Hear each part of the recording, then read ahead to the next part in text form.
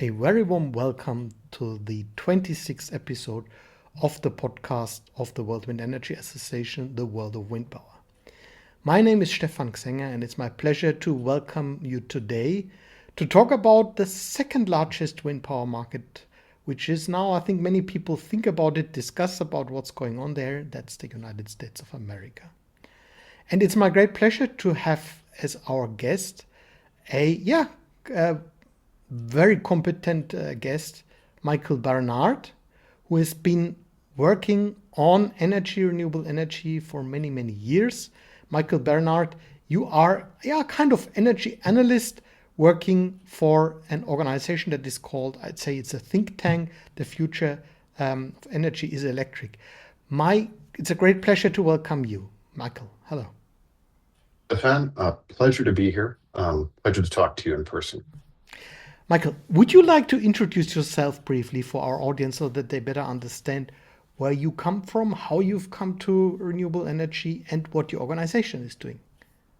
Sure. I like to put it this way. I'm a broad spectrum nerd, and my focus is all issues of climate change, all the causes of climate change, all the solutions of climate change globally, which is to say have an incredible amount of stuff to learn and an incredible number of questions to answer.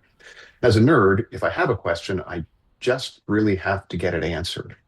And the way I know that I've answered it is I write it down. And that's kind of my process.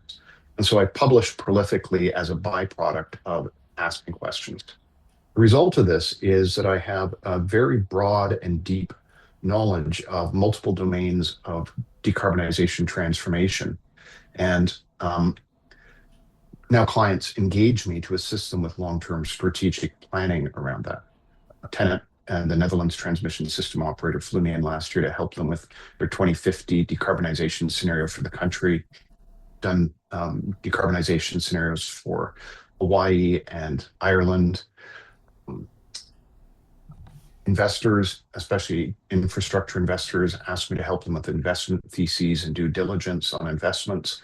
And occasionally I get engaged to do research reports on, for example, green hydrogen manufacturing in Northern Africa for European customers, the energy colonialism that was going on there. But also last year, a techno-economic assessment of deep seabed mining. So I have people basically engage me when there isn't just a standard strategy to be pulled out of a hat or a standard techno-economic assessment model that can be applied. I get to do the weird stuff, which is fun. Excellent. Sounds very interesting. And those who want to follow you, and I can assure everyone that it's really interesting what you're publishing. Part of it is publicly available. People can follow you, for example, on LinkedIn. I see that you post a lot, you share a lot there. But That's now the let's primary place to come. follow me. Yeah, so Michael Barnard, I think that the name here, and then they will find you there, and they can then connect with you and follow your activities there. That's maybe one of the easiest ways. Now, let's talk about the United States, the energy market there. I think everybody is quite impressed by the developments, short term and longer term. Now, with the Trump administration trying to really stop all renewable energy deployment, we talk about that in particular, what that means for wind power. But what is at the moment the status of the US market? You are, I believe, now living in Canada, but obviously observing very closely what's happening in the United States. Well, yeah, so the United States is going through one of its boom bust cycles with winds. I remember back in 2015, I flew in from Singapore to a Wind Power 2014 in Las Vegas. And it was doom and gloom in Vegas in 2014. I was wondering why, because I'd been sitting in Singapore looking at wind globally. And wind was going great guns globally, except they all saw the production tax credit cliff coming at the end of 2015. And so that was a point when everybody was depressed because the market was about to collapse. And people who'd invested in middleman specialty infrastructure for logistics, for moving blades, for example, were seeing their investment likely to be dead. And what happened then was the Republicans and Democrats together, and they did a bipartisan deal to extend the production tax credit in exchange for allowing crude oil to be exported from the United States, or the shale revolution, another aspect of it. And so now time has passed. We're facing something similar. The IRA, the Inflation Reduction Act under Biden, did unlock a lot of investment and did have a very good incentives for wind energy, solar, batteries, a whole bunch of stuff. And those incentives led to a lot of investment over the past few years. And what's happening now is, as of I think it's July 4th or July 6th this year, if they're don't have shovels in the ground at that point, they aren't suitable. Can't get the tax credit. That was one of the changes in the big beautiful bill, the Trump legislation, which gutted a lot of the useful parts of the Inflation Reduction Act. So it's part of Trump's war on wind was to cut the tax credit, bring back the tax credit termination date quite a lot. We've had a lot of wind put in last year and this year, but anything that's not in by July 4th or July 6th, doesn't have shovels in the ground, is out of luck for those. And so we'll still see, I think next year, for the remainder of the second half of 2026 and 2027, 2028, we'll likely see a lot less wind because of that financial structural change. Yeah, let's look a little bit back. And you said already there's quite some up and down in the US market. So 2020, for example, was really a boom year with around 16 gigawatt of installed capacity. Surprisingly, for some people, maybe under Biden, 2024 was the worst year in probably this century. But the United States were also one of those countries that started the development. Usually, when I showed the global development, I started in 1980. So it was it was Jimmy Carter and his administration that laid the first time the basis for what we have today as a global wind industry. So there is actually a really long tradition in the United States, right? I actually like to go back 100 years before that. Around 1890, generating electricity with wind was co-discovered independently by a Scottish guy, a Danish guy, and an American guy. All three of them within a year and a half. Don't forget one Austrian guy, because we found that recently that he was the first actually. I didn't know that. I only know about the three. 1883, it was actually before the others in Vienna, and we have actually documents from the International Electricity Exhibition.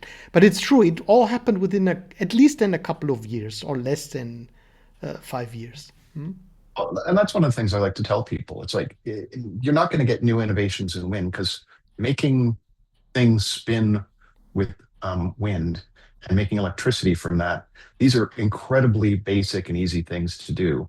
A garage inventor is not going to improve upon the industrial standard of three-bladed front of the mast wind turbines, because it's so accessible. It was discovered independently by 4 people in the 1880s, 1890s in 4 countries. So a garage inventor then could do something with wind energy. A garage inventor now, no. So there's a lot of stupidity in wind. I spent a lot of time documenting the foolishness in wind energy as well, including, I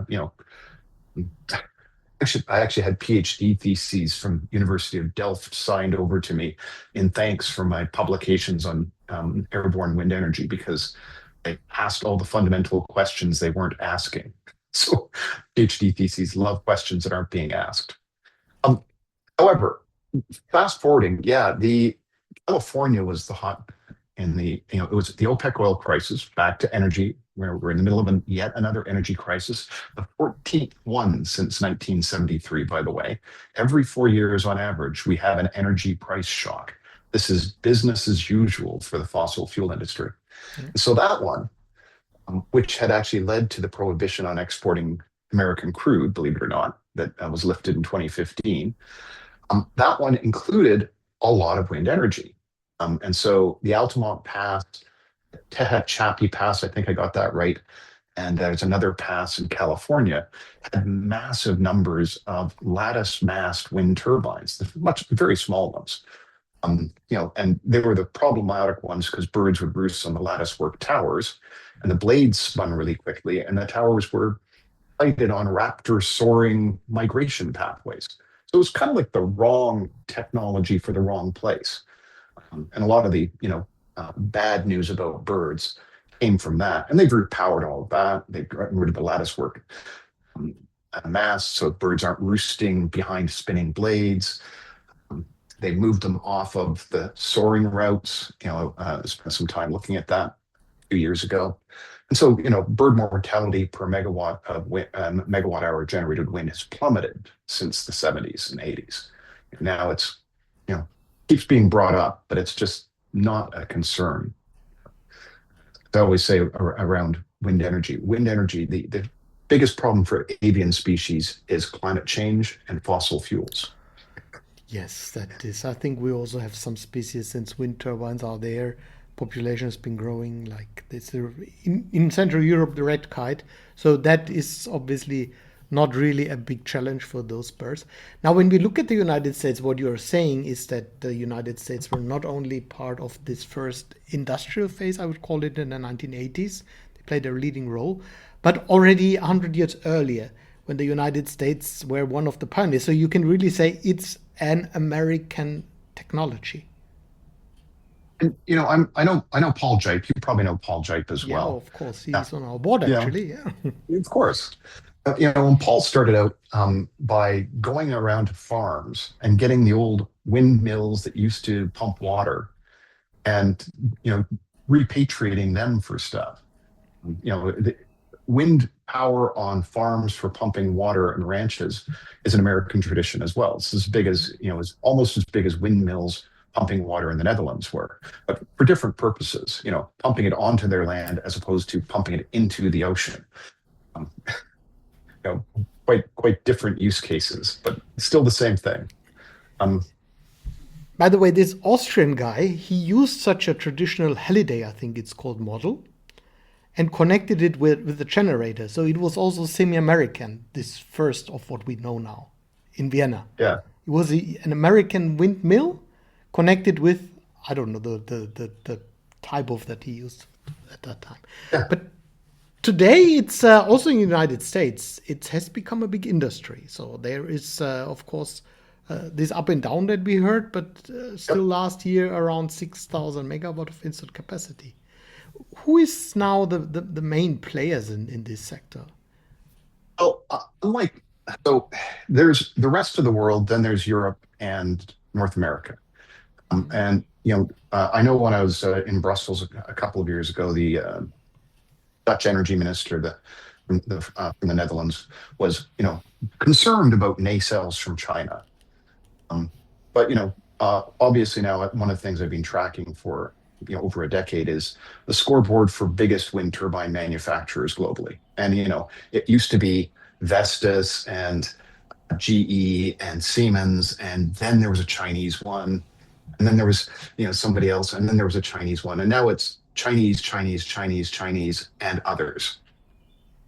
But in the United States, of course, the xenophobia, which is far too present in the world, I would say, and fomented by Yeah. a lot of populist politicians, is stronger. And so there's virtually no wind turbine components there. GE Vernova is got the biggest installed base, and does the most sales still, even though GE is dissolved into three organizations. And the energy organization is GE Vernova now, and GE is delisted from the United States Stock Exchange, which is just crying shame for an industrial giant. It was such a major part of American industry. But it's GE Vernova still sells a lot of stuff because they've got that American lineage, and they don't get tariffs, and they have manufacturing in the United States. Vestas is the second biggest. And Vestas, of course, is a huge history, and it went from globally dominant to still one of the biggest manufacturers in the world. I have to say I went to Legoland in Denmark when I was in Copenhagen for a few days. A buddy of mine just wanted to go to Legoland, and they had wind turbines in Legoland, as part of the industry there. I was just like walking along the Copenhagen waterfront, counting the wind turbines. How many can I see from just the waterfront? I think it was 25. It was great, right? And, I'm a wind turbine tourist. So if there's wind turbines anywhere near where I happen to be traveling, I'm a happy guy. But yeah, so after that, it starts falling off. Siemens Gamesa is kind of next on the list. And now that is kind of the major turbines. But, there are something like 500 firms in the United States engaged in wind turbine related manufacturing. And so there's masts, there's turbine blades, there's licensed manufacturing, there's componentry, and then there's all the power management componentry as well. Right now, it's like wind farms frequently go in as hybrid models, usually, just as solar farms are almost entirely battery hybrid models. And so there is a big industrial infrastructure in the United States. It's not 100%, though. It's not 100% US manufacturing. Before Trump put tariffs on them, for example, the United States was importing $4 billion worth of transformers from China every year. And that's a lot of their transformer market. The concerns about that, they started asserting that cybersecurity for this, steel and aluminum and oil boxes were a concern. It was quite fascinating to watch the rhetoric coming out of the United States about transformers. So, and that's part of the story of American wind energy. They put tariffs on core components for power management pieces. They put tariffs on steel and aluminum, which is necessary for manufacturing wind turbines and transformers. And so they've raised, under the Trump administration, the primary costs. And obviously, they can't get the cheapest wind turbines in the world, which are also currently among the most advanced, the Chinese ones, because, well, they refuse to buy them. So wind energy costs more in the United States than it does in many other places because of that. Well, that's an interesting statement. Now, the United States, they have a market of, it's now a bit more than 160 gigawatt of installed capacity. I understand the share is around 10% now only. That is, it seems that it's slightly below the world average, which is, by the way, also interesting because China has now just bypassed the world average. So China has now a share which is a bit above the world average, of which is at the moment below 11%. So China will now exceed that. US is staying a bit below that. When you look at the energy market and you say that wind power is more expensive because of now also the tariffs, etc. How does this influence the market? Will people still invest in wind? Is it still competitive compared to, we don't discuss now subsidies and externalities, but how is the situation on the energy market? Well, in the United States, wind energy is still going to be built, just less of. Less deals will reach final investment decision because of the, unfortunately, I want to use the word headwinds, but wind turbines like headwinds. So maybe tailwinds, something that comes from the wrong direction. But the challenges of the Trump administration attacking wind energy, there's 3 or 4 aspects to that. In the United States and in Canada and other places, populist right-wing governments have been attacking renewables with specific legislation post-contractual signature. It's basically they're they do not respect the rule of law when it comes to something that is their ideology disagrees with, or where they can score points with their conservative base. And so we saw this in Texas, which is by far the most energetic wind turbine market in the United States. A couple of years ago, the Texas legislators brought forward a legislation to require all renewables plants, wind or solar, to provide 100% of their capacity in peak demand periods. In other words, they wanted wind and solar post-contractual signature, post-operation, to add so much batteries that they could guarantee that during peak demand periods, they would deliver that, completely changing the economics of the deals that were signed. Mm-hmm. Thankfully, that legislature was defeated. But we saw similar stuff in Alberta, where all sorts of things have been applied by the populist right-wing government there. And then, of course, when Trump came in, he was specifically attacking offshore wind, but he was also attacking wind energy in general, removing rights for putting it on federal lands. Populist, I think it's Arizona, where they had a large setback for a set aside massive area for wind and solar and battery projects, where they would deliver a single massive transmission line to the area, and then developers could bid on parcels but get joint approval. And so they dissolved that so that every project had to go forward on its own through the entire approval process. So despite the arguments about getting stuff done faster and reducing regulation, the renewables industry in the United States is seeing increased regulation and increased challenges from right-wing politicians. But despite that, it's wind and solar. And, they're still the cheapest, and they're very reliable, and they're integrated into the grid, and they're big business. And conservatives aren't idiots. They want cheap electricity, and they want reliable stuff, and they know that it's reliable. No matter what the rhetoric is, people in the energy market, they know. I think important statements. Wind and solar are cheapest. That's important. Then you said populists are trying to stop it, and conservatives aren't idiots. That we can think about the relation between conservatives and populism. Now, if you say that, okay, it's cheap, that's my also impression from, watching it from the other side of the Atlantic, of course, also always with my global perspective that I have, then we look at the United States and we see, okay, Trump obviously cannot help, but beside from now trying to forbid, and now even I think there were these two cases where companies are getting paid for not building wind farms. Is that a sign of being desperate because there's no other way of stopping it? Oh, yeah, so he tried to stop, I think, 7 offshore wind farms specifically. Now, this is the problem with the United States is that very rich people who are very influential have waterfront properties in the best places where offshore wind farms would go. So before the Kennedys turned into the toxic clan they've become, and they were actually a respected political clan, they were fighting offshore wind and have been for 20 years because their Kennebunkport facility, compound, would potentially see some offshore wind turbines in the distant on the continental shelf. And they're aligned with the Koch brothers. One of the Koch brothers also has waterfront property there. So the Kennedys and the Kochs were united in opposing offshore wind energy.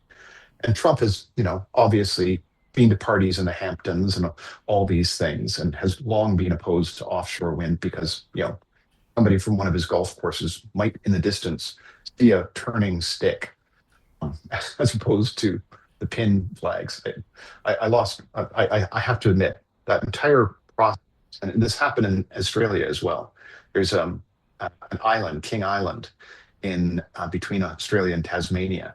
It's in the roaring 40s. They had a proposal for a 200 megawatt wind turbine farm there with an HVDC cable to Australia.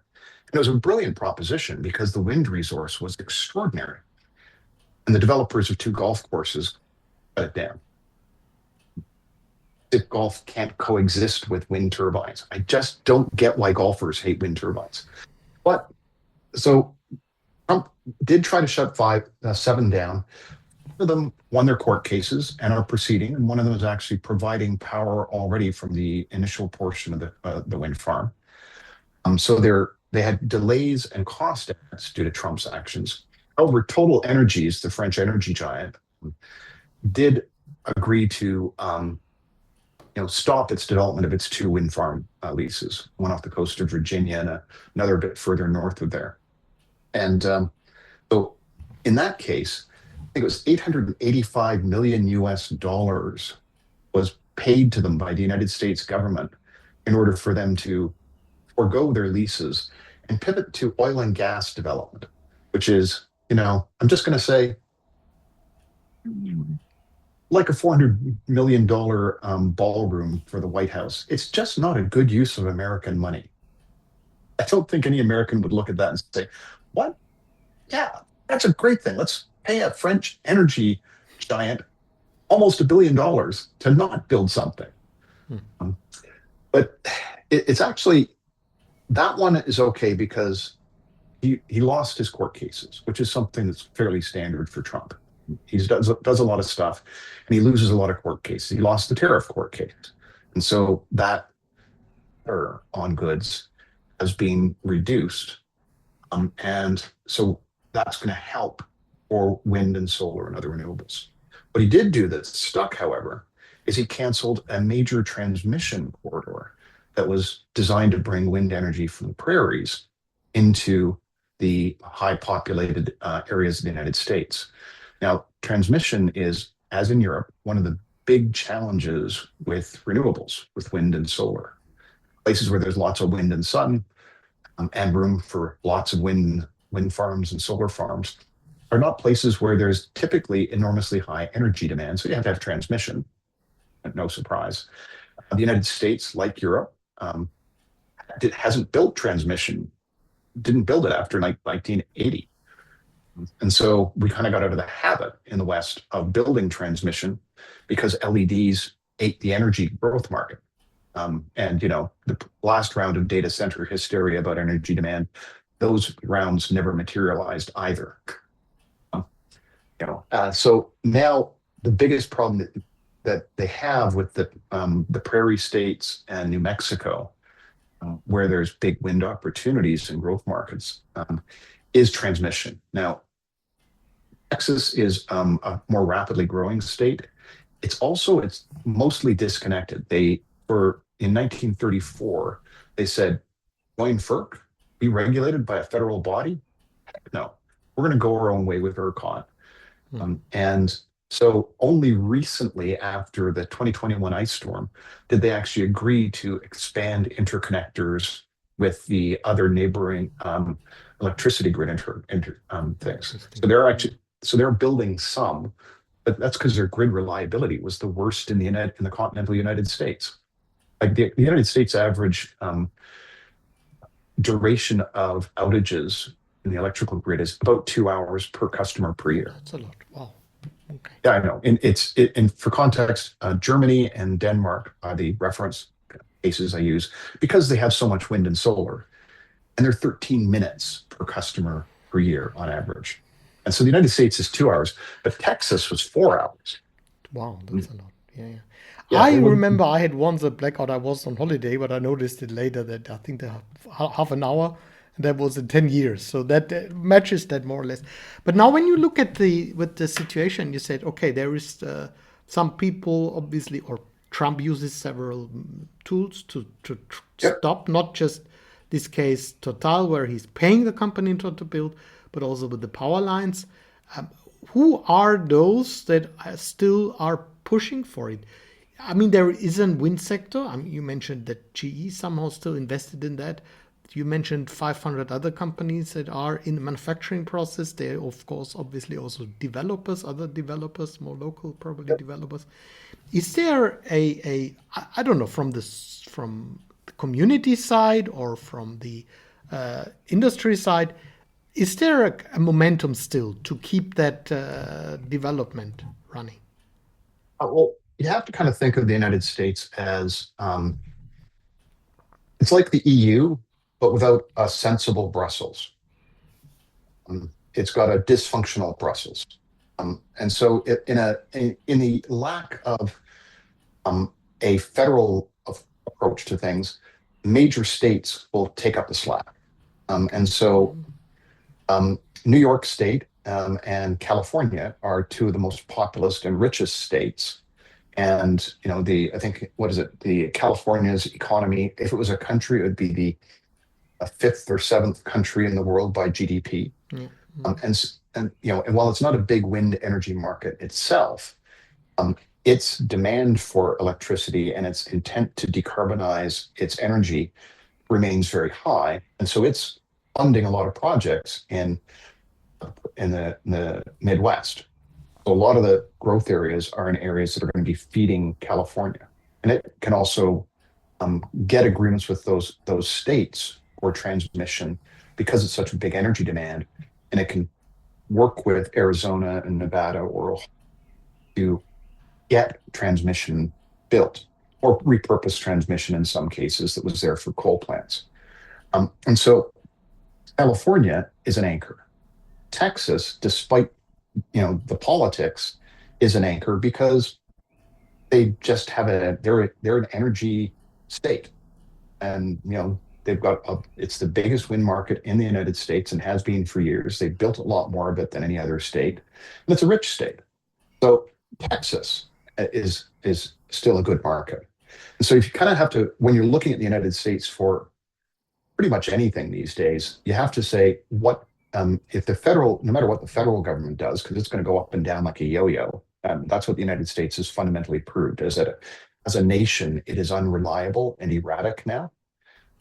You'll get something like the Investment Reduction Act, which was a remarkable piece of industrial strategy from a country which hadn't had an industrial strategy for 40 years. And it was Inflation doing good Reduction things. Act, right? Inflation Reduction Act. Yeah. And then Trump will come along. And it was like, it was, Obama, Biden, and then Trump. What? And then Biden, Harris, great stuff, great stuff. Stuff's going on. And then Trump. Like no one can actually trust the United States to stick to a plan. They've left the Paris Agreement twice, and now they're attacking allies. It's like they're no longer reliable at the federal level. So all the strategies related to the United States to be looking at durable institutions and what they're doing, and they have to be looking at state level politics and approaches and regulation, and they have to put budget in for lawsuits, and they have to think about the contingency associated with federal actions against them. And so this is just now the cost of doing business is you can't depend upon a reliable national set of policies. You have to go down to the state level. You have to do more work there, which for the wind energy is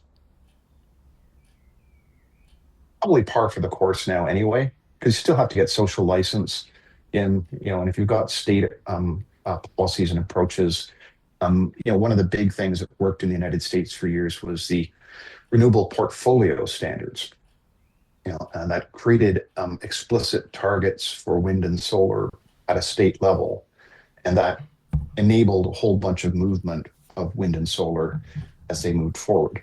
And a lot of the states now just are persisting regardless. Like California and New York are electrifying. They're going to heat pumps. They're putting in as much solar as they can domestically. They're building as much wind as they can, which is not very much because but offshore they're going to have 4.2 gigawatts of wind of offshore wind running in a couple of years, which is going to be interesting because their grid actually is going to struggle to take that much. As you mentioned, this renewable portfolio standard, which is, of course, something that is more favoring larger corporations compared to these. Well, we have, especially I think in some European countries, there's a strong political momentum because there's, in the meantime, hundreds of thousands of people are engaged, and they put politicians under pressure. Politicians say we change, and there's some discussions now ongoing. Of course, we change the support system. Then all these people will put pressure on politicians, and that's quite across the spectrum. Of course, aside from the populists, which I think are now almost everywhere popping up. Now, how is that in the United States? Are there such kind of local investors and groups, and would they then work with the states rather than with the federal government? There isn't nearly the prevalence of community wind in the United States. It is big developers leasing land from farmers and other bodies, and doing that themselves with private equity and investment money with long-term contracts with utilities.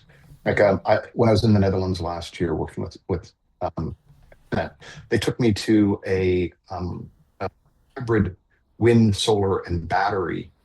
Um, it had offshore wind, it had onshore wind 5 meters below sea level because the Netherlands. It had a bunch of solar, it had a major transmission connection there, and then they were putting in a whole bunch of batteries. That's I know that's now some of the batteries are actually now in place to buffer all of that renewables, and it was about a gigawatt in total. And it was like massive turbines, by the way. If you ever get a chance to visit, it's 7.5 megawatt onshore wind turbines. Um, the inside of the mast is enormous. That's the biggest ones ever built on land, concrete masts. But the farmers nearby like them just fine because the farmers are invested in them. Mm. And so and that's much across Germany. Most communities have a community wind farm or solar farm or both, and they're just invested in local generation and local money coming out of it. There isn't that pattern in the United States, and there's less, or Canada, and less so in Australia as well, although somebody was trying. Simon Holmes à Court was really trying to get community wind going, and We're I'm not working sure how on well he that succeeded. part. But it's just not prevalent here, and that causes us social license problems in North America Mm-hmm. that are differently experienced in Europe. There's always going to be problems, but as Simon Chapman used to say, wind turbine syndrome is a communicated disease, and it's communicated in English for the most part. So spent a lot of time on social license for wind energy a decade ago. It was fascinating. Right. So that kind of political support is not there. So your main expectation would be that the states in the United States, that they are the factor that can change what, actually not change, but can be the correcting factor that can make it still possible to still have substantial amount of new maybe wind installations in the years to come. Because some people say that this year will still be a very strong year because everybody tried to rush to get the benefits from the Biden Inflation Reduction Act, and that one that's over, then the market will be dead. So you would not share such a pessimistic view. Well, there's kind of two factors. So one of the factors is the AI data center boom. So I'm unusual for a person who's knows about wind energy. I've actually also been inside a lot of data centers and actually worked on speccing one in Japan as part of my global technology career. And so I put a lot of loads in data centers, and I've fixed a lot of problems with performance, and made some decisions about where to put major software products. I've worked professionally with AI for about 16 years now, including in one of my other firms. And so I can say, and I was a performance engineer on large software projects a couple of times. So I can say safely that the AI data center boom right now is a bubble, and the demands that's being projected will not materialize to the levels that are expected. But said, when I did my analysis a couple of years ago, looking at it initially, 45% of all data centers were in the United States. And so the way I describe the data center problem is it's a local and regional problem, and a lot of it is localized in the United States. Now, that demand curve is there's enormous amounts of money going in there, and that means that right now, electricity demand is anything which could generate electricity is being contracted for, sometimes at absurd rates. Really silly things are being discussed, like small modular nuclear reactors for data centers and enhanced geothermal for data centers. So lots of money is flowing into electrical generation of some. There's a hypersonic jet aircraft startup, which has actually sold some of its hypersonic jet engine turbines to data centers for electrical generation, which kind of gives you an idea of how desperate data centers are. Now, that's going to fuel a lot of wind and solar. Even if the data centers collapse, those wind farms and solar farms become assets on the United States grid. And so there's going to be some failures in the place, and then there's going to be more electricity coming from wind and solar. So it's not all bad, but you have to look at where the data centers are clustering. You have to look at the states that are amenable. And if you're signing a PPA with somebody for wind energy for a data center, you better make sure that's rock solid and have the contingency for the data center never being built. We're already seeing 50% of data center plans not reaching final investment decision now. It's like green hydrogen plans 4 years ago. It's just there's this big bubble and it's illusory, and a lot of money is being spent on Wall Street bankers. But it's going to go away. And so if you're signing up a contract or from the wind energy perspective, you better have the contingency plans in place for that. Oh, that's a very interesting one. I mean, I visited in Germany, Frankfurt. That's actually a US company, Cyrus One. I visited the data center there, and I learned that in Germany alone, I think the consumption of data centers is already like 5% of the German demand. Would be probably similar or in that range as well, which is, I guess, 10 times what the 2 million electric cars are consuming.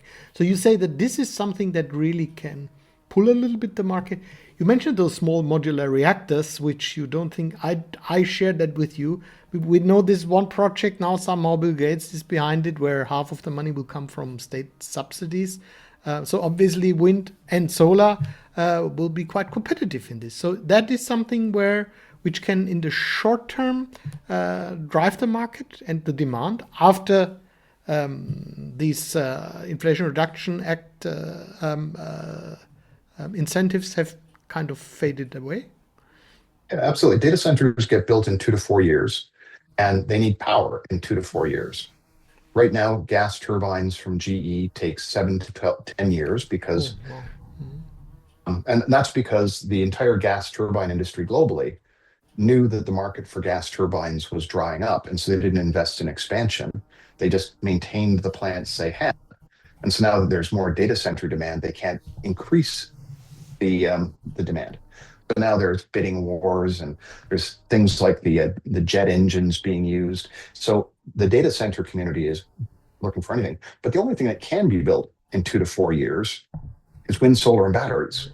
Yeah, yeah, yeah. If they need Excellent. power, they get it from wind, solar, and batteries more than not. So these are, I think, then there is some optimism I hear from your words. I'm happy to hear that because the business case is there and there is just a practical need. I mean, from a pragmatic perspective. So let's just summarize because I think many of the people listening to this podcast, they will just wonder what's happening and how far Trump will completely kill the development. The MAGA movement is not alone, obviously. I mean, there are these Koch brothers and other wealthy friends, but also not so wealthy friends who want to do that. So your prediction, if I understand you right, is that will not completely stop, but rather have what impact will it have? And what's the midterm? Let's talk about midterm. I think in the US, it's anyway difficult to talk about the future, but what are the midterm prospects? So one of the biggest problems about Trump is that he repeats anti-wind disinformation in a very public way and from a position of high authority. And from the psychology of disinformation means that people inside his tribe, the MAGA movement, will believe what he says. And they'll take it as a given that wind turbines cause cancer, for example, one of the most infamously stupid things he said about wind energy. And that means that about a third of Americans are brainwashed and are going to think that wind energy is going to be bad for their kids and all those things. So social license is harder. It's going to be harder in red states than it is in blue states. But the thing is, the United States is got an urban-rural divide. The rural areas are much more conservative, much more likely to vote for Trump, and that's including inside blue states. So while California's coast is, the cities along the coast are blue, the interior is very red. So if you look at the county level maps, the 538 counties, The cities are all blue. That's where the majority of the population lives. But a lot of the voting power is in rural areas. And as you know, wind turbines don't get built in cities for the most part. They get built in rural areas. So unfortunately, there's social license problem that he's leaving behind, which developers now have to deal with on an ongoing basis. So the better news there, however, is that many of the places where more wind energy is going to go is where wind energy already is. There's a lot of repowering that's going to be done in the prairies. There's a lot of repowering in the existing wind farms in California that's proceeding. There's a lot of new wind turbines in Texas. And everybody there, the key thing, the key insight is people who are expecting a wind farm are very worried about it. People who have a wind farm just coexist with it.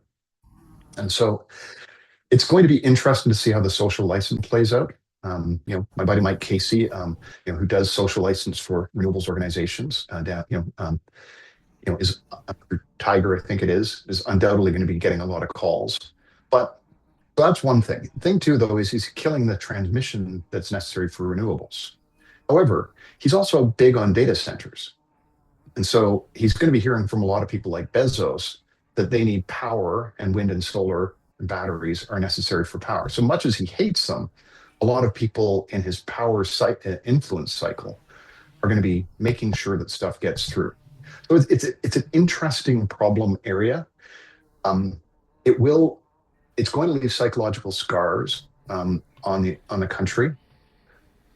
It does bring into question his market volatility he's creating means that more major companies in that 500 bundle are likely at risk in many ways because it's just difficult for them to persist in the degree of volatility that he creates.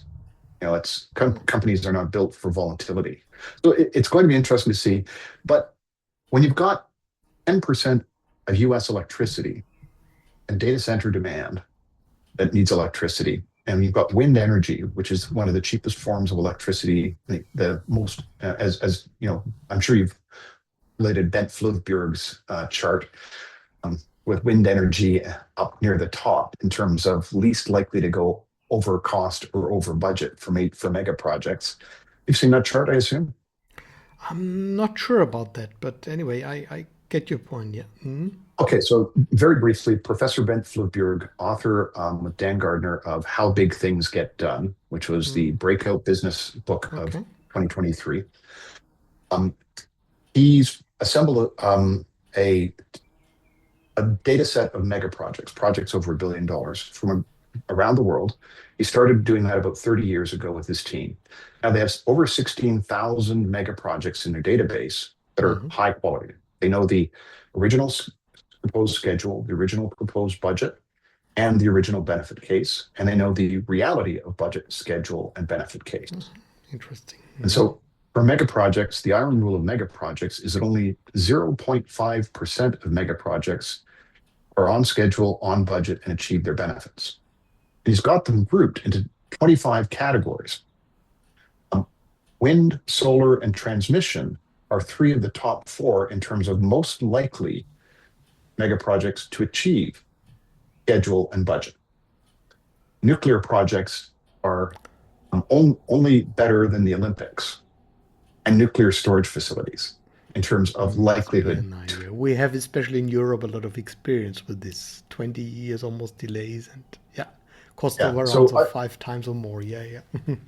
So I'll just say if Bent Flugbjerg's chart of stuff isn't on World Wind Energy Association's radar screen, you should put it on there. You should get the book and you should look at that table in the book. That is... And in chapter 9, what you do is also look for my name, because since 2014, I've been looking at the natural experiment of wind and solar versus nuclear in China in terms of scalability and publishing on that. And so Bent and Dan asked me if they could use my material for their book. Well, Michael, I think this brings us to another topic, and we should do a separate podcast about that, comparing the different technologies.